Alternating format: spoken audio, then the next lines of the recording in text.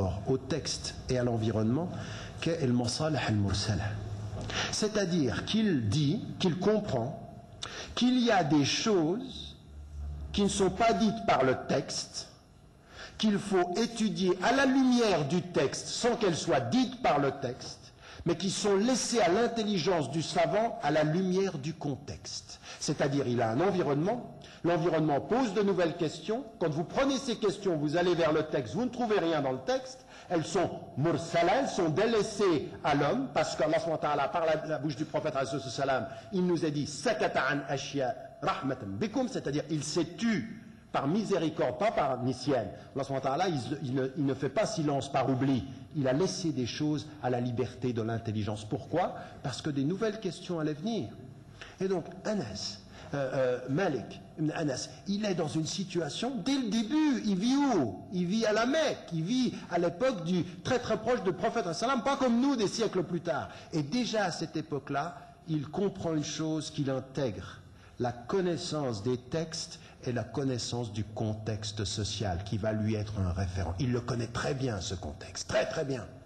Quelqu'un qui va encore aller deuxième, il est le deuxième, Abu Hanifa, il va aller dans le même sens. Abu Hanifa, par exemple, pourquoi vous pensez qu'Abu Hanifa peut se permettre, en lisant les textes, de nous dire, dans l'ordre de la zakat, vous pouvez, pour donner la zakat, non pas simplement vous donner de la substance des biens matériels, mais vous pouvez donner l'équivalent en argent. Qu'est-ce qui permet à un esprit comme ceci, alors que le texte il parle que d'éléments en bien? Pourquoi? Qu'est-ce que cette intelligence-là a maîtrisé qui puisse dire vous pouvez passer de l'un à l'autre? D'abord une excellente maîtrise des textes, une très bonne connaissance du contexte, il est commerçant. Il connaît comment ça fonctionne. Et il voit très bien hadaf, qasd al-nas. Et nas, il a un qasd, il a un objectif, il le comprend l'objectif, il le ramène au contexte, il s'appuie sur sa pratique et il dit vous pouvez faire ça. Regardez, l'intelligence du texte profonde, la pratique du contexte, il épouse les deux et il donne une orientation. Parce qu'il maîtrise, il sait de quoi il parle. À cette époque-là, il sait de quoi il parle. En d'autres termes, pour avoir une approche du domaine social, la connaissance des textes seuls est impossible. Raison pour laquelle, vous savez, quand il est dit dans le Coran, Innama yakhshallaha min ibadihi al-ulama, ceux qui ont la conscience intime de Dieu, ce sont les savants, il est faux d'avoir dit que les savants ici, ce sont que les ulama et nusus. C'est pas vrai. Le verset, il parle du kawn, il parle de tous les éléments de la nature. Et l'alim ici, c'est celui qui a la connaissance de la nature, des sciences, c'est ça. Celui qui sait, c'est pas uniquement celui qui connaît les textes. Je veux dire, moi j'ai un propre frère, il est neurochirurgien. Il me dit, mais quand tu commences à entrer dans le cerveau, et tu vois les complexités, la seule chose qui te vient à l'esprit, c'est Subhanallah wa masha'Allah. C'est-à-dire, la connaissance de comment fonctionne le cerveau te renvoie à qui? Au créateur du cerveau. Et quand tu lis le Coran, et que tu le lis et que tu comprends et la dimension, tu te dis Subhanallah, masha'Allah. Pourquoi? Parce que le cerveau est un univers de signes comme le Coran est un univers de signes. Et pour pouvoir relever le défi de notre époque, il faut connaître les deux. Il faut associer les deux. Immédiatement, les savants, ils avaient ceci. Immédiatement. Ils l'avaient. Un Malik, il ne faut pas lui expliquer comment... Mais il est de la Mecque, il connaît la langue, il connaît la psychologie, il connaît tout ça. Abu Hanifa, ils connaissent toutes ces dimensions-là.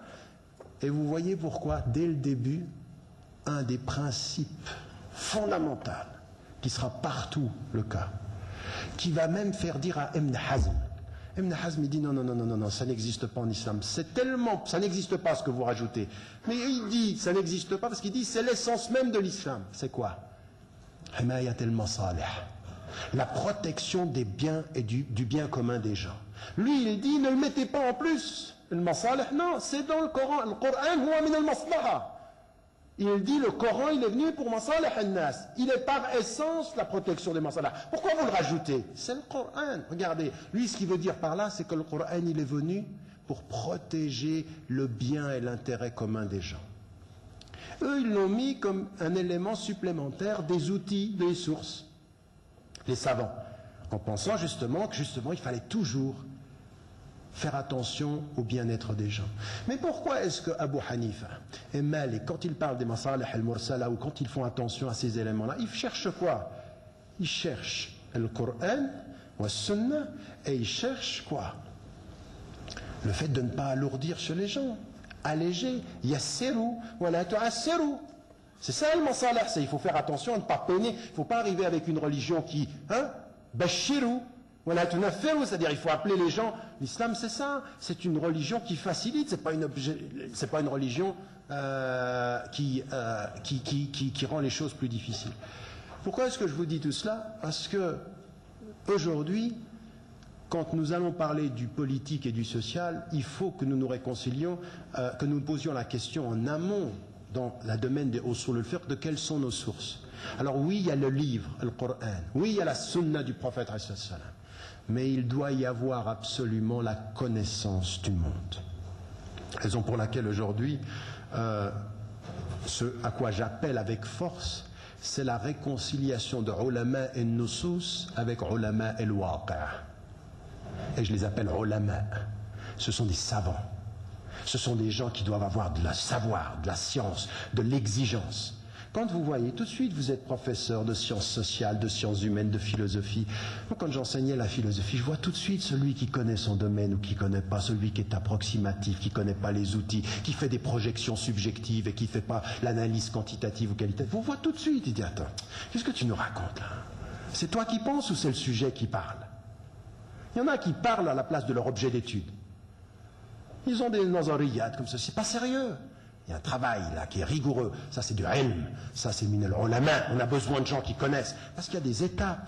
Vous ne pouvez pas du jour au lendemain. Vous savez, les sunan al-kawniyya, il faut les respecter comme vous devez respecter dans le monde les sunan al-kawniyya comme vous respectez dans le Coran al-qat'iyat.